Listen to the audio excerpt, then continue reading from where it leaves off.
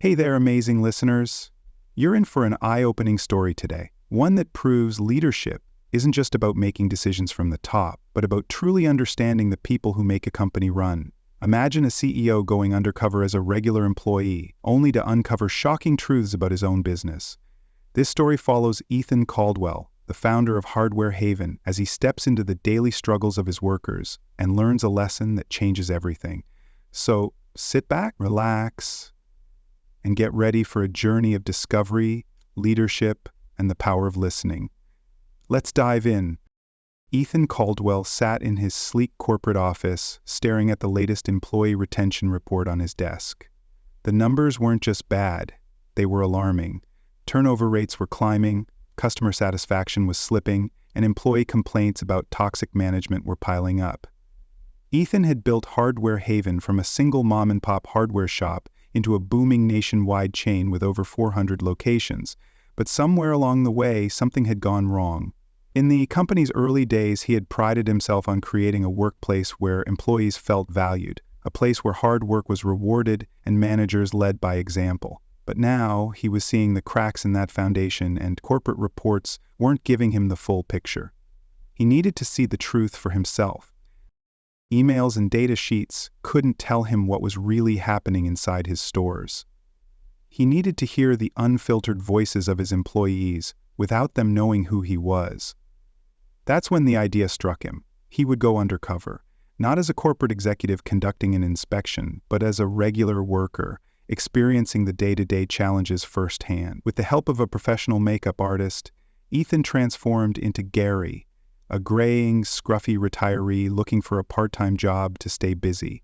His salt and pepper wig, wrinkles, glasses, and prosthetic nose and jawline made him unrecognizable.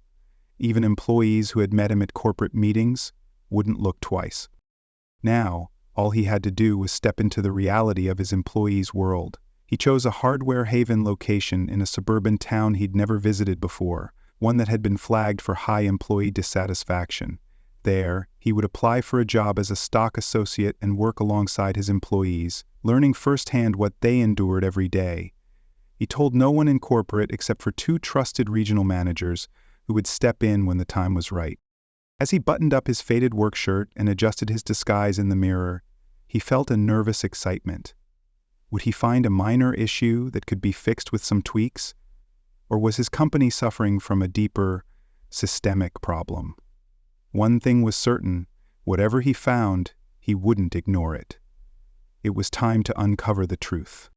Ethan Caldwell, now fully transformed into Gary, stepped through the automatic doors of the Hardware Haven store, his heart pounding with anticipation. The store was located in a bustling suburban town, its parking lot filled with early morning customers looking for tools, paint, and home repair essentials. On the surface, everything seemed to be running smoothly, but within minutes, Ethan sensed the tension in the air. The moment he entered, a frazzled-looking assistant manager barely glanced at his application before muttering, "We're short-staffed, so if you can lift a box, you're hired." There was no real interview, no questions about his experience, just an urgent need to plug holes in the schedule. It was a clear sign that employee turnover was as bad as he had feared. Ethan was quickly given a red Hardware Haven uniform vest and sent to the stockroom, where an overworked young cashier, Samantha Sam Lewis, handed him a scanner gun and pointed him toward the inventory shelves.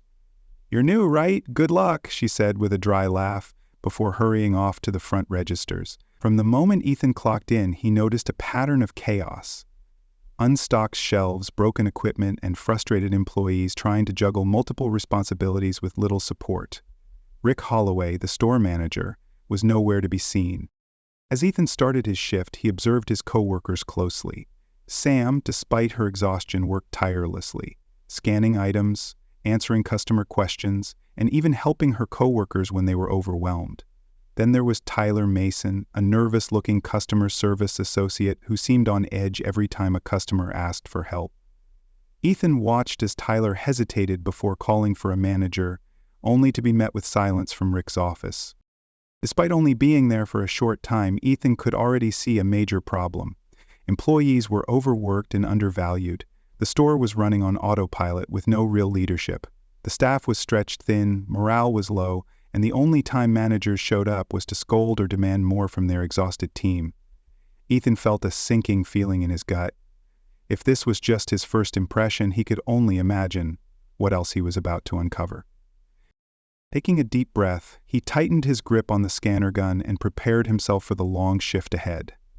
This was going to be an eye-opening experience. By midday, Ethan had seen enough to confirm his worst fears. Hardware Haven's work environment was far worse than he had imagined. Employees weren't just frustrated, they were completely burned out. As he stacked heavy boxes of power drills onto a shelf, he overheard Sam and Tyler venting near the registers. "I swear, I asked Rick for one Saturday off, just one, and you know what he said?" Sam muttered, slamming a receipt into the cash drawer. "If you don't want hours, I'll give them to someone else." "Like I can afford to lose my job." Tyler sighed, scanning a customer's items with noticeably shaky hands. "Yeah, well, I tried telling him my schedule was too much with my classes, and he just laughed. Said school wasn't his problem." Ethan clenched his jaw, pretending to focus on restocking, but every word made his stomach churn. These weren't lazy workers complaining for the sake of it. They were dedicated employees being pushed past their limits. It didn't take long for Ethan to see the cracks in the store's operations firsthand. The stockroom was a mess, with heavy items stacked haphazardly and dangerous clutter blocking the aisles. Several handheld scanners were broken, forcing employees to work twice as hard to track inventory manually.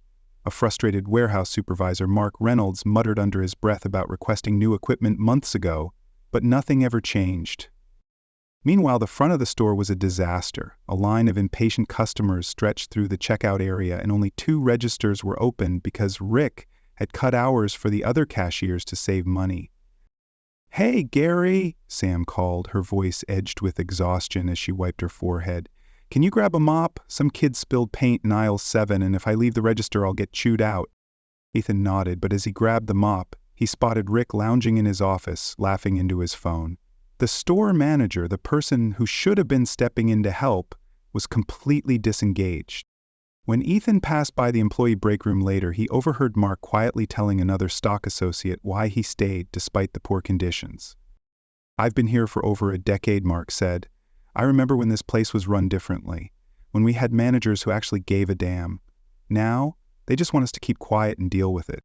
Ethan felt an overwhelming sense of guilt. He had spent years focused on expansion, assuming his company's core values were intact.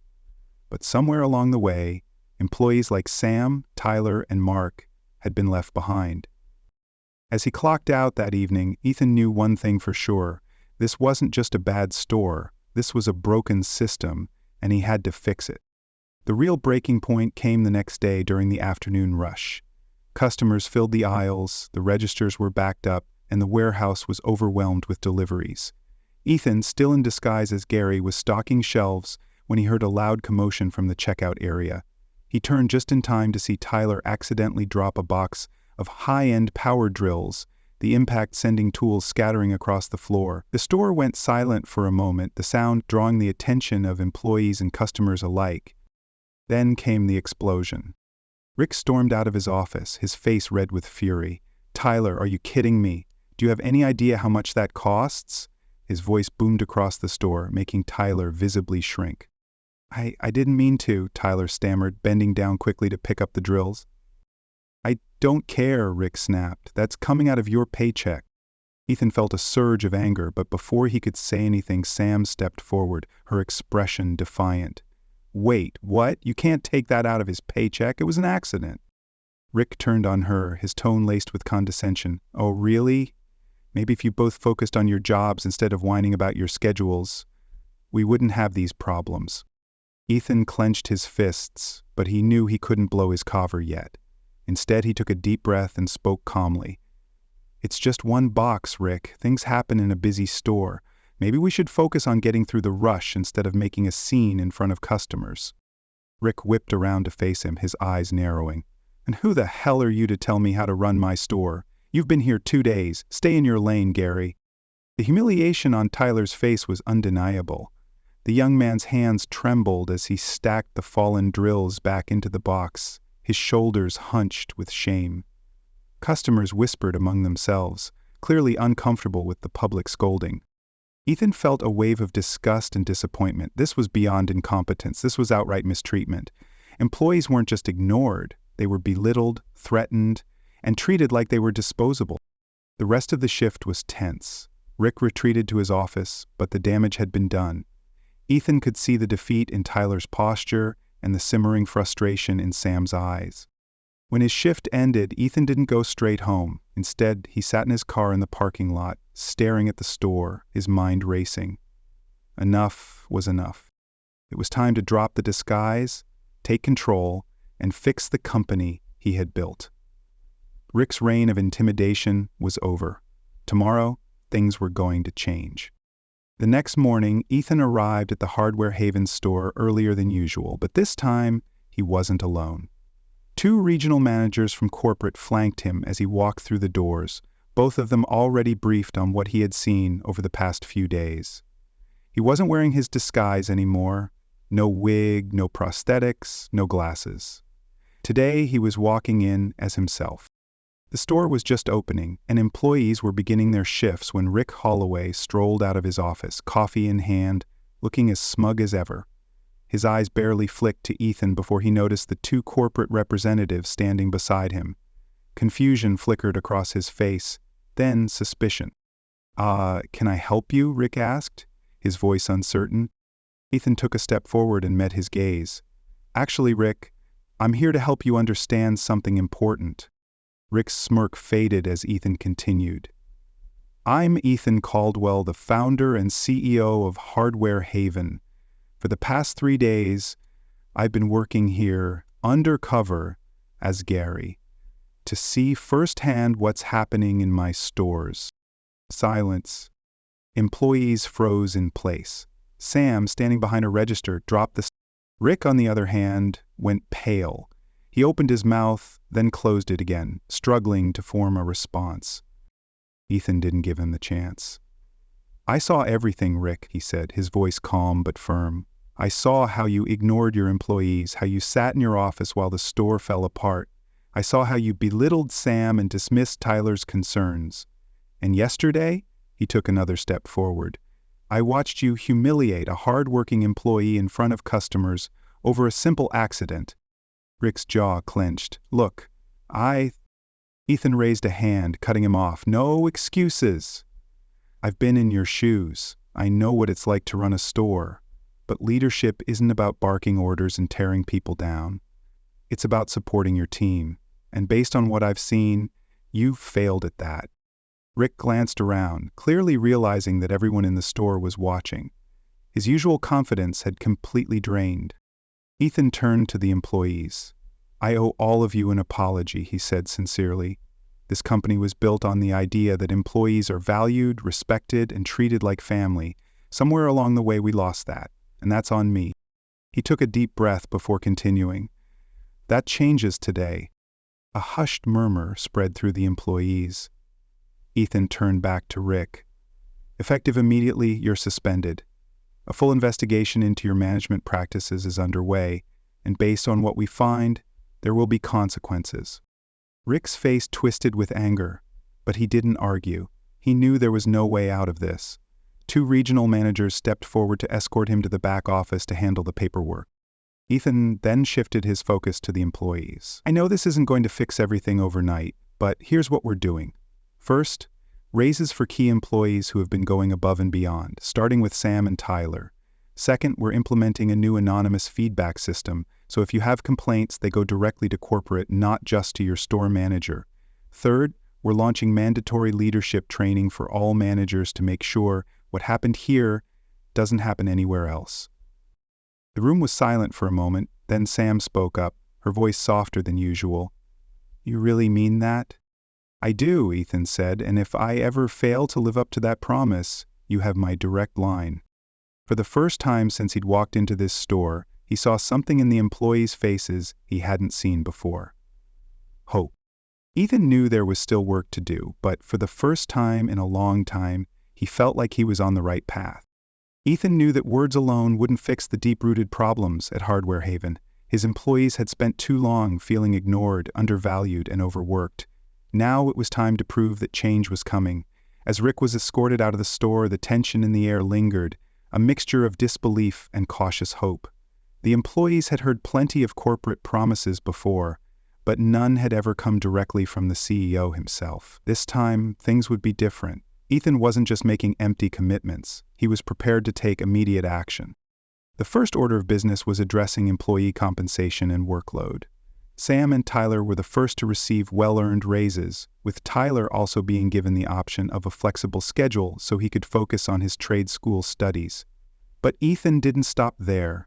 He instructed the regional managers to evaluate pay across all Hardware Haven locations, ensuring that employees doing the same hard work were being paid fairly. Next, Ethan authorized emergency funds for equipment repairs and inventory management, something that Mark, the warehouse supervisor, had been requesting for months. Within days, new handheld scanners arrived, and the cluttered stockroom was reorganized, making the job more efficient and less physically demanding for workers. One of the biggest changes Ethan pushed for was the introduction of an anonymous employee feedback system. No longer would complaints and concerns disappear into the void of middle management. Employees now had a direct line to corporate, allowing them to report issues without fear of retaliation. Ethan made it clear, to build a better company, leadership had to listen. Training was another key area that required urgent reform. Rick was not an isolated case. Across the company, ineffective and toxic managers were making employees' lives miserable. To ensure that what had happened in this store wasn't happening elsewhere, Ethan rolled out a mandatory leadership training program for all store managers. The focus? Communication, conflict resolution, and employee well-being. Managers who refused to adapt would be replaced. The company needed leaders who supported their teams, not ones who ruled with fear and indifference. But the most powerful change came from Ethan himself. Instead of retreating to his corporate office, he visited more stores in person, not undercover, but as Ethan Caldwell, the CEO who wanted to listen. He sat in break rooms, talked with stockroom workers, and even worked shifts alongside his employees. He asked about their struggles and, more importantly, acted on what they told him. At the suburban store where it all began, the transformation was already evident. The atmosphere was lighter, employees seemed more engaged, and customers noticed the improvement. Sam, who had once been on the verge of quitting, was now stepping into a leadership role. She accepted a mentorship program to train as an assistant manager, finally getting the recognition she had long deserved. Tyler, with his adjusted schedule and financial assistance for school, found himself able to focus on both work and his future. Mark, once convinced that corporate would never care about the conditions in his stockroom, finally saw action being taken. For the first time in years, employees at Hardware Haven felt heard. Ethan knew there was still work to be done. A broken culture couldn't be fixed overnight. But these changes weren't just temporary fixes. They were the foundation for a new era of leadership at Hardware Haven.